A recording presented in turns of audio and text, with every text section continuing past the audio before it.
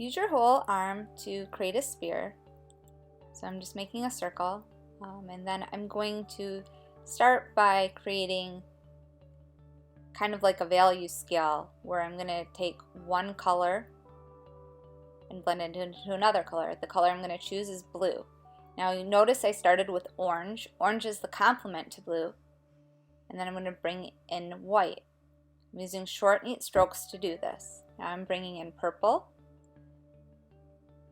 some red,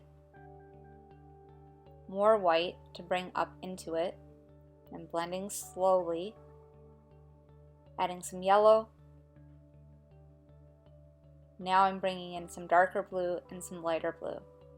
You use all of those other colors underneath it and they will kind of come through. It makes it look a lot richer than if you just used blue into white.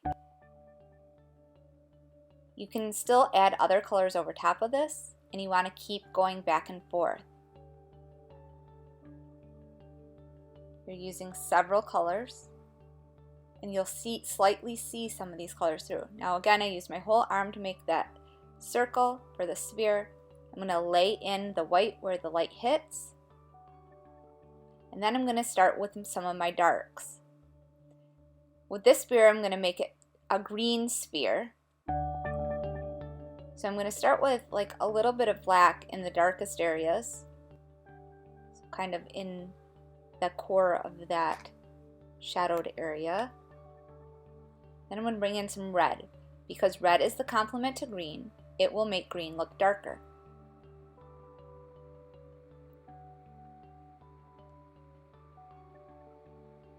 Kind of want to follow the shape of the sphere. Now I'm bringing some yellow in. You use yellow and blue to make green, but yellow is a good light color. Now I'm bringing in some of this darker blue. I'm going to blend that over top of it using short, neat strokes and kind of following the shape. I'm going to bring more white in. This is going to happen constantly. I want to ease that into the other colors. So I'm laying it in. What you don't want to happen is you don't want there to be lines. Now I'm bringing some green in. Green is the color I want it to ultimately be. Green was not the first color I used, and you absolutely do not want to do that because you want some of these other colors to show through. You build it up in layers. You don't push too hard too quick, and you use multiple layers. This is how you get it to blend. You don't smudge. That's a big mistake that people make. It will start to build up and get thicker, and it will kind of almost smudge on its own, but you don't want to smudge it with your finger or a tortillon, because if you do, you're going to just push all of that pastel into the tooth of the paper, and it won't let you layer up anymore.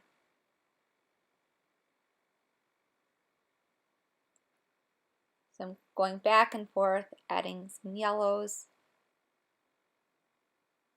adding more white, really looking at how if the light was hitting the sphere, bringing in some more red, and I can bring in some oranges.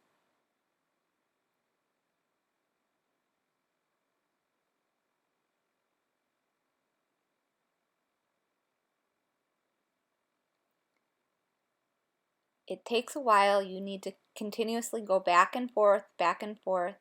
Now I'm bringing in a little bit more black. You never use black straight. You always mix it, and it's never going to be the top color. So notice I laid in a little bit more because I wanted it to get a little darker. Now I'm bringing blues over top of it, and then my greens.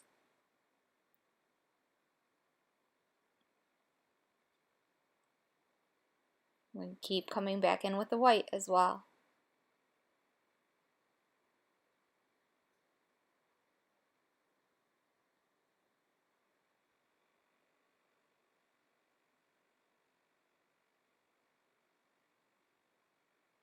Again, some more red.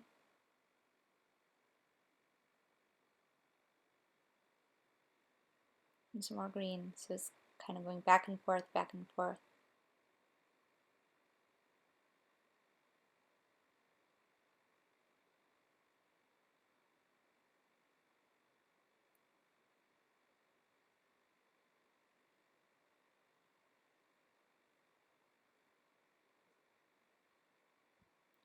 Eventually you want to kind of define it, sharpen it up. You can leave some other colors besides just green on top too to add some interest.